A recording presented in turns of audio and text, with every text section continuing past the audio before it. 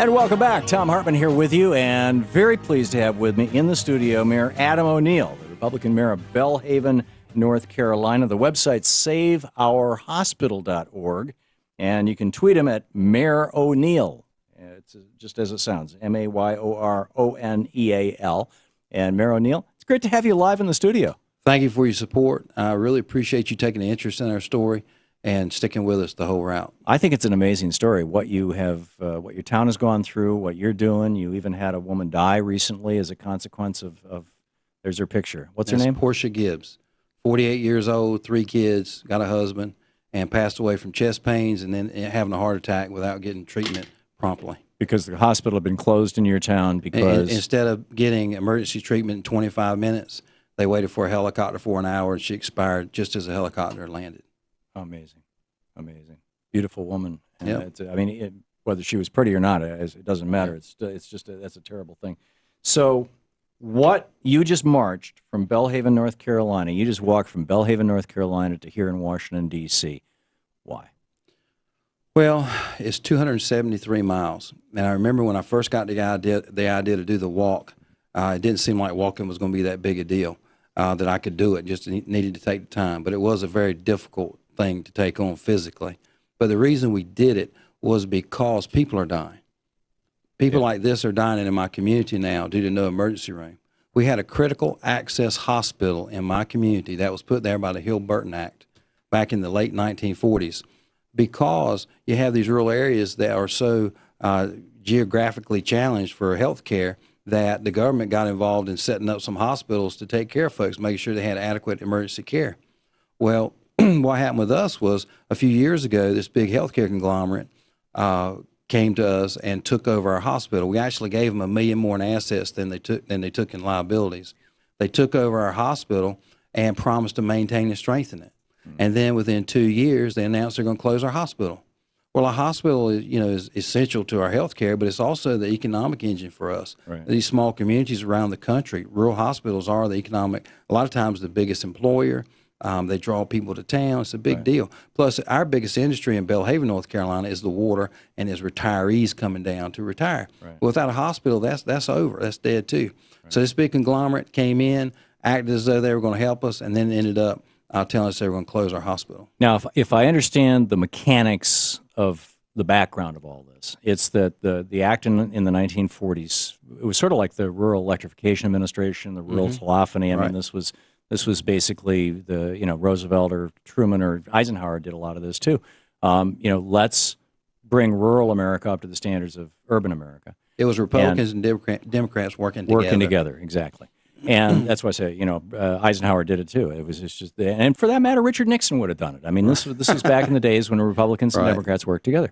And when Obamacare was passed, the assumption was that every state was going to take a Medicaid expansion, and that would cover working people, people who were making too much to qualify for the dirt poor, unemployed, disabled Medicaid that states provide. Right. But we're not making enough to be able to buy insurance, so or to qualify for the Obamacare exchanges. Right. And so when the Obamacare law was written, it basically undid that 1940s law. It cut back on the subsidies to these rural hospitals because, hey, you don't need to subsidize the hospital anymore if everybody showing up has got insurance. Exactly. And what happened was the Affordable Care Act starts reducing reimbursements for indigent care, people who can't pay, because Medicaid expansion fills that void. That's right. And when these states don't take Medicaid expansion, you've got a recipe for disaster. And when you have rural hospitals that fight every year to break even and due to foundations and givens and all, that's how they make it,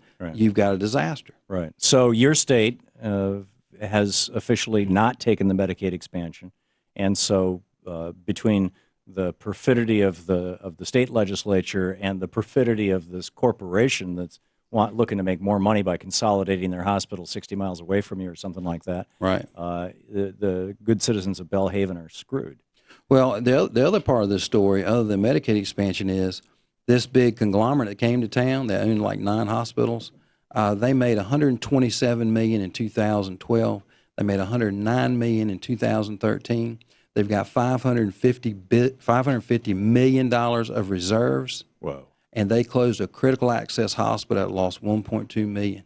in 2013. That's nuts. That 1.2 million was less than half of what their CEO makes, one man at a nonprofit. Wow. And it's a nonprofit making over $100 million a year off the people of Northeast North Carolina, and they closed a critical access hospital. That's why we walked to Washington, D.C. They're making $1 million in profit every 3 days. And here's the other thing. Our hospital served about 20,000 people, where our hospital doesn't do heart surgeries and cancer treatments. So those 20,000 people were actually going to Vidant Health, to their other facilities. Right. So Vidant actually was making money off of 20,000 people. So your hospital became a feeder into that's all these small hospitals are. Right. And then to go close one, especially a critical access, that's a special designation, right, because this hospital needs to survive for these people. It's basically an ER. Exactly. It's an ER with some beds. Of course, it was more beds back in the day. But you have this greed and immorality that is going on in healthcare that's got to be stopped. Right. So we walked to Washington, D.C., spoke today with the Capitol in the background, hoping that some representatives will say, hey, look, it's not okay for a nonprofit to make $100 million a year, have $500 million in reserves, and start closing critical access hospitals to try and pad their bottom line. This is wrong. Well, I absolutely agree with you, and I can see where that message might resonate with people regardless of politics. It's happening all over the country. On the other hand, the message that we need to take the Medicaid expansion in North Carolina so that that hospital and other small critical care hospitals will actually be funded. Right. That message has been turned into something that's highly partisan. How are you dealing? You're a Republican. How are you dealing with your own party in North Carolina on that? I'm not a genius, but it looks like to me that Medicaid expansion is going to happen sooner or later. Right. The people are going to put it on us one way or the other. If you can deny it all you want to. I'm concerned for my party that in November they're going to have a tough time in the elections with people knowing that they've rejected Medicaid expansion. You know, people don't hear you until they know you care. Right. And the Republicans in North Carolina have done some amazing things, some great things. Well, all they need to secure a majority in the future is to jump on board with this and show that they care for people. Yeah. It would be the grand slam. Politically, it's exactly what they need to do. The governor would never have to worry about re-election again. Everything, they would be in such a great position, and they are completely missing this. Yeah, I think you're right, and it's this ideology that somehow, if we are helping each other out, that's communism or something. You know. Well, it's like I walked 273 miles with the civil rights legend Bob Zellner, who has certifiably been charged with anarchy before. And I was like, wow. I said, you're a flaming liberal, Bob. He said, no, I'm a radical. Yeah. So, I mean, I'm reaching across the aisle to folks of all different ideologies because it's something all of us agree we all need to live. We all agree that Portia doesn't need to die. So I think it's something that Democrats and Republicans can all work together to make this happen. And I told the governor in the speeches in North Carolina, if you don't want to accept Medicaid expansion, okay, well, what's your plan for saving these rural hospitals? Because they have to be saved. Right. And if they're closing, people are dying, and that's not okay. Yeah, and in fact, people have died in your very community. We're talking with Mayor Adam O'Neill. He is the Republican mayor of Belhaven, North Carolina. The website is saveourhospital.org. You can tweet him at Mayor O'Neill. And how long are you going to be in D.C.? What are you doing here? A couple of days. I've got 4 children, and I got to see them first time last night, and we're going to hit the zoo. Oh, that's great. Play tourist. This is a beautiful city. It's an absolutely beautiful city. Mayor Adam O'Neill, Republican mayor of Belhaven, North Carolina, saveourhospital.org. Get over there and check it out right now. Help them out. Let them know that you're paying attention. Donations. Yeah. We need some donations. Okay. If anybody's got a little bit extra money, please if you can help out, please do it. Saveourhospital.org. Twitter at Mayor O'Neill. Mayor, thank you. Thank you. Thank you for having me. Great to have you with us.